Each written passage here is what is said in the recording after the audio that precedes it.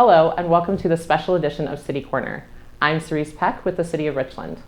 Our primary goal today is to provide information to balance generic statements that are being heard across the nation regarding defunding police departments and the argument our city should fund alternative programs in place of traditional policing.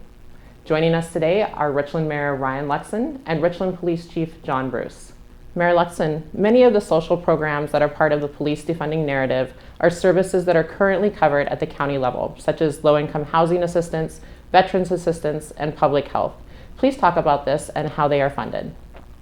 Thanks, Cerise. That's a great question. Thankfully, I have an opportunity as my day job to work as a county deputy prosecutor. So I work closely on a lot of these programs and used to be the attorney that advised actually the County Department of Human Services. So I'm very familiar with the programs and services that our county has, and they're actually quite robust.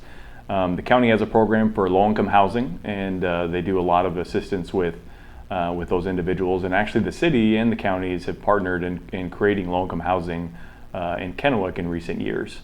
In addition to that, they have a Veterans Assistance Fund that helps veterans with food and those that aren't able to pay their rent if they're below a certain income threshold. So this is a tremendous benefit to our veterans and the people in our community. And then also, of course, most important right now is our public health. And the counties and the cities all help contribute towards the health district and make sure that we can respond appropriately to things like we have today with the coronavirus epidemic. Thank you, Mayor Lukson. Chief Bruce, the national average is 2.4 officers per 1,000 citizens. Washington State is 1.4, and Richland is 1.1 officers per 1,000 citizens. How does RPD provide all the services it currently offers with staffing that is below the national average? Although our staffing is much lower than the rest of the state and obviously the rest of the nation, however, we do a lot through regionalization. We partner with our other cities here in the Tri-Cities, Kennewick, Pasco, West Richland, but also with Benton County and Franklin County to bring a more robust level of police services to the Tri-Cities. This includes sharing resources for our Special Operations Unit, our Bomb Squad, our Internet Crimes Against Children Task Force, and other task force to include Metro. In addition, normally in a non-COVID time period, we have a large group of volunteers that helps out at the police department that on average they supply just about 1.5 employees per year, which is a tremendous asset to the police department. And we hope that through this pandemic that we can bring them back soon in some sort of setting. I know they're ready to come back, and we miss the work that they give us. Training is one of the areas that in a downturn in the economy that's the first thing that budgets get cut, but yet it's the one thing that can truly bring professionalism to an agency. And so we do a lot with our small budget. We bring a lot of instruction here so that we can get more people in the different classes. We do a lot of train the trainers and bring that training back and share that information across the board. Second question is, are citizens approved additional taxes to support public safety through the public safety sales tax? Most was for additional service-related programs. Please talk about how these funds are being used at Richland. Here in Richland, the public safety sales tax helps with additional staff, commission and professional staff, and training, equipment.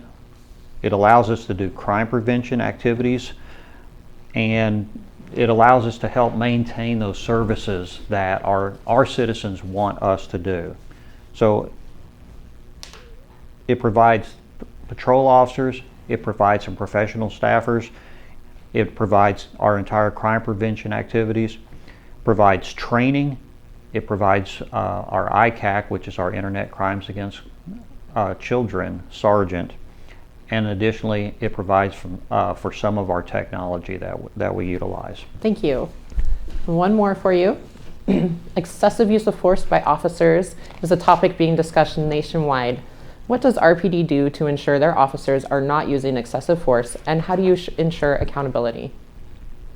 First and foremost, it's about setting those expectations that we do care about everybody, that every life means something to us. And so we want to protect that life as much as possible. And so we set those expectations. Richland has been doing de-escalation techniques in its training for years now, and so they incorporate those techniques through all of their different training. So when we're doing firearms qualifications and training, then we build in time to de-escalate situations so that we don't have to use force.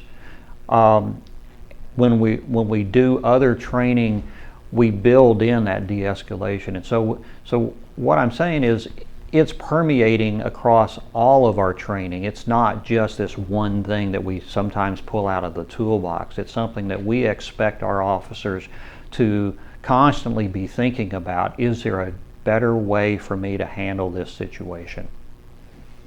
Would you be able to please talk about the True Blood program that we have at the Richland Police Department and how you pair an officer with a mental health professional?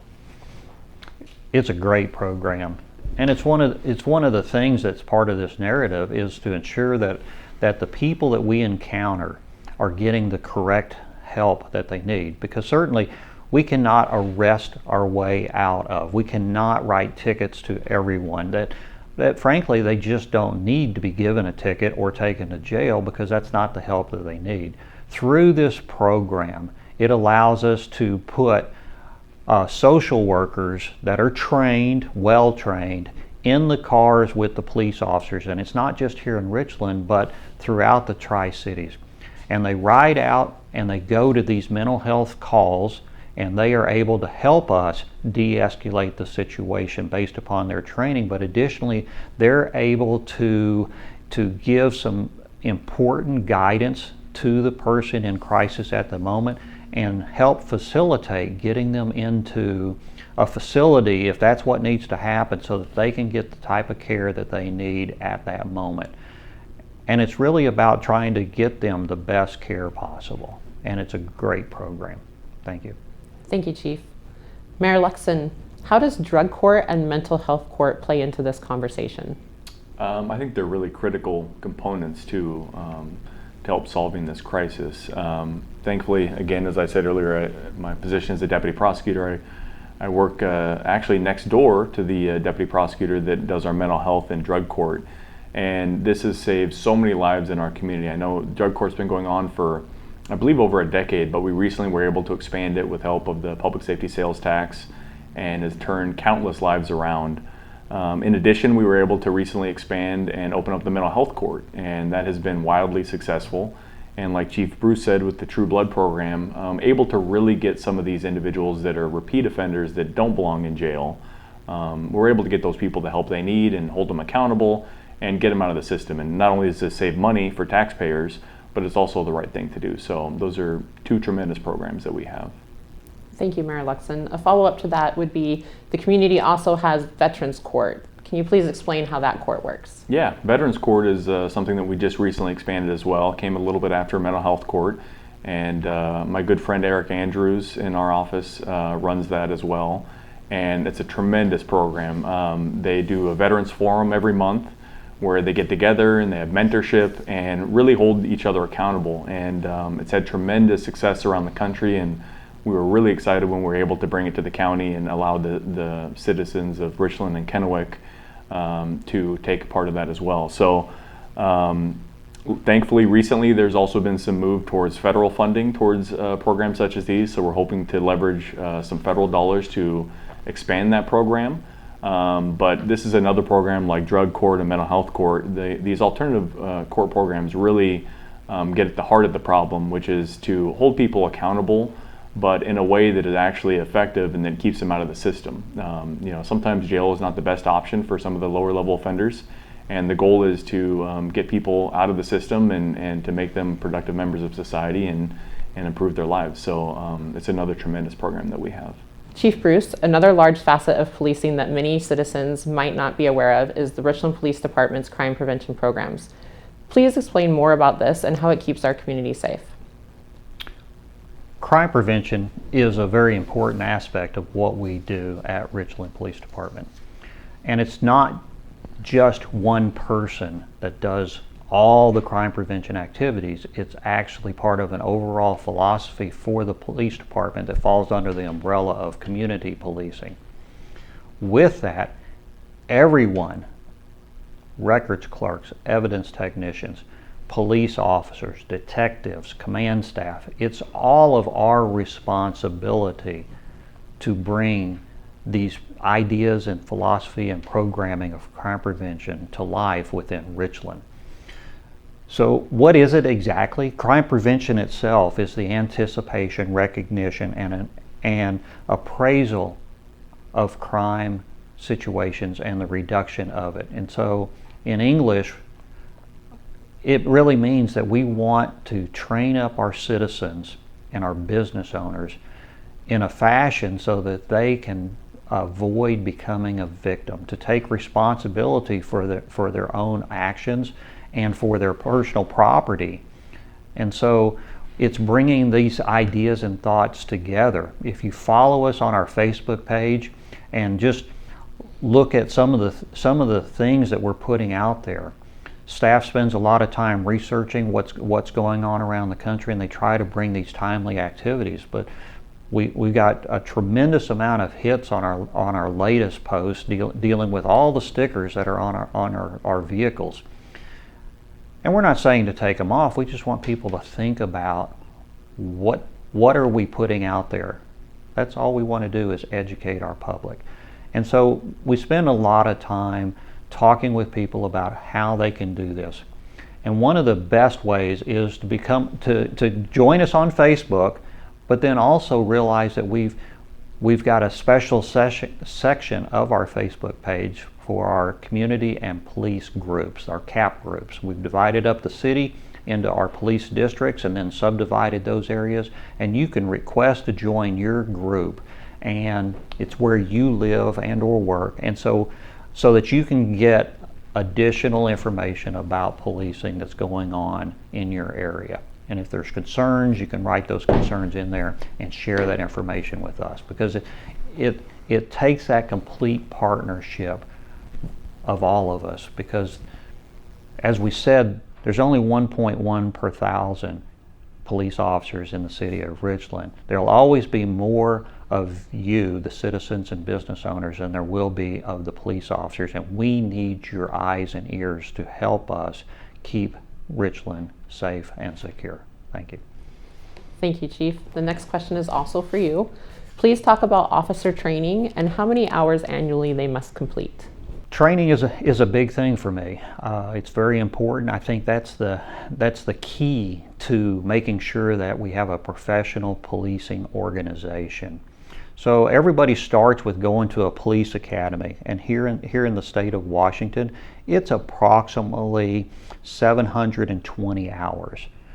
In addition to that, police officers, once they finish the academy or come to us already certified through that academy, they get additional field training so that they learn the city and how things operate within Richland.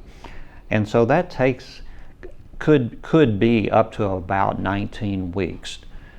And then after that, a new officer is on probation for 1 year so that we can try them out and see if they're actually working well within our city. Additionally, the state of Washington requires us to get 24 hours of continuing education every year. And sometimes they specify what some of that training is. For example, every year they require us to get an additional 2 hours of de-escalation training on a variety of topics. This year's topics had to deal with dealing with people that have had traumatic brain injuries. And it's important for us to continue to train and hone these skills. I can tell you that in Richland, Counting officers having to go to the academy, that in 2019 our officers averaged over 140 hours per year, which sounds like a lot, but it takes a lot for us to not only learn those basic skill sets, but to improve upon those skill sets so that we can be one of the best, well-trained and practiced police department. And I think that's what our citizens want. One more for you. Please touch on some of the community relations activities that Richland Police Department has. Sure. Not so many right now during our pandemic, but however, we're wanting to kick some of those back off and figure out how we can do those and bring them to the community and to meet and greet our community. So we have done and participated in Cops and Coffee, and I always like doing that because I like coffee. And additionally, we've had some CAPS pop-up groups, and these are just where we decide, okay, we're going to show up in one of the CAPS groups areas, like generally one of the parks, and say, hey, if you're out and about, come down and talk to us, tell us what your concerns are. We'll talk to the youth that show up. We'll give them stickers, and we talk to them about crime prevention tips for their neighborhoods. Additionally, we offer a Citizens Academy. This is about 12 weeks, one night a week, and different officers and professional staff are involved, and our volunteers are involved with bringing this program, and they will walk you through a much more in-depth look into the police department and get some hands-on. You actually sit in a vehicle and do mock traffic scenes. You might even go out to the range and shoot a firearm.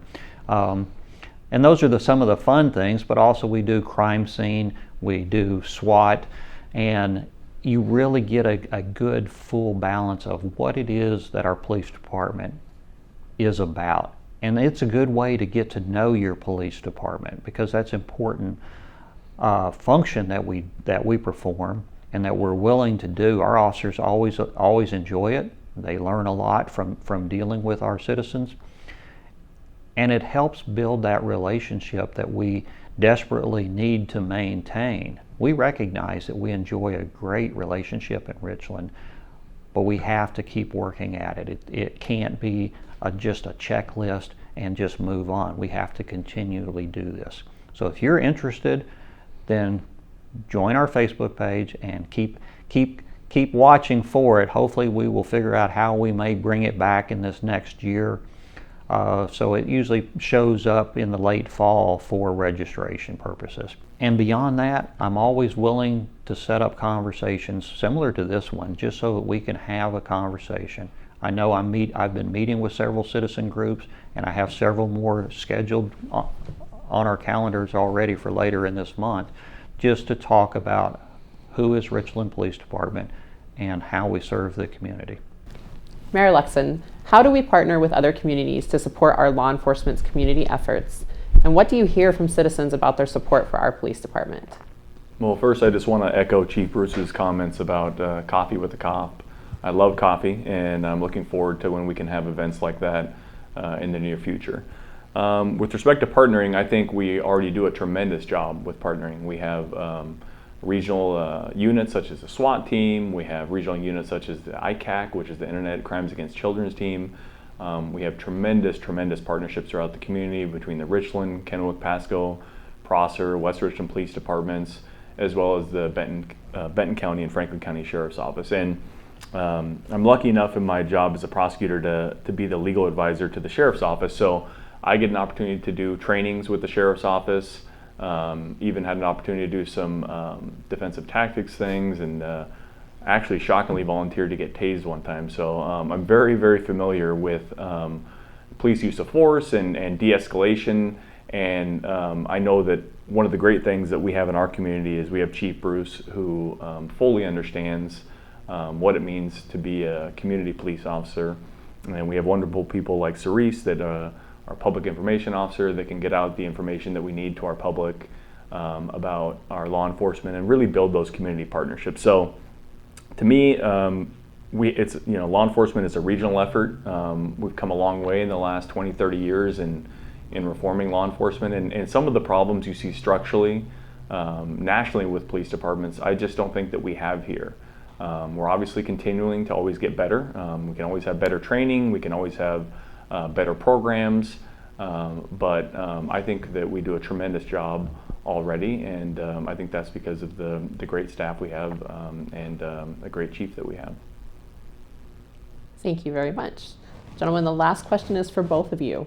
So is taking funding from the officers the right approach? What is the approach we are working towards here with the City of Richland? Mayor, if I might. So I don't think that defunding the police is the right move. I do think the citizens should be involved with the process. Our budgeting process in the city is very, very open. We have public hearings, we have public comment sections, and you can ask those questions. Everything about our budget is online, and you can read and see where your city is spending your money. And I think it's important to get involved and ask those questions. And I think it's important for not only the citizens, but also the city and the directors involved is to take those harder looks at our own budgets and look at where can we do better. This continuous process that this city supports of looking at what we're doing and asking those questions about how can we improve is the correct path. And so when all of these issues started floating around the nation, we sat down and had some conversations as it relates to what people were saying, defund the police, and some of the other things that they were asking about, and what are the things that we are already involved with. Could they all involve some even more funding? I think so. But in the meantime, we're going to continue to deliver the very best possible customer service we can to our citizens. Thank you. Yeah, just to add to that, Chief, I do cringe when people talk about defunding the police because, in my opinion, there's a lot of opportunities we can to add funding to the police and really in innovative ways that people don't think about. As Chief mentioned earlier, the True Blood program, we already do embed mental health officers in with our police units, but of course we could do more. And it's funny that a lot of the people that want to defund the police specifically cite a program such as that, and they just don't have the knowledge that we're already doing that. I think that there's a lot of opportunities for more community policing. I think there's a lot of opportunities to engage with our public more, to add more public information officers, so we can really touch the community and make sure people get to know that they're law enforcement officers. So I think if people really get to know what our police force is about and what our values are and what our mission is, they'd see that that's not the correct answer. And I think that 6 years ago, when the public safety sales tax was passed by our citizens, I think our citizens acknowledge that we need to fund our police, and not just more officers necessarily or increased jail space or things like that, some of these traditional roles. But we need to think about new, creative, innovative ways to fund the police so they can meet the needs of today's society. And so that's what I'm committed to doing. I would like to thank Mayor Lukson and Police Chief Bruce for joining us today. And if you have any questions about social services available, please call locally at 411. Or if you have a non-emergency question for one of our officers, you can call 509-942-7340. Thank you for watching. I'm Cerise Peck.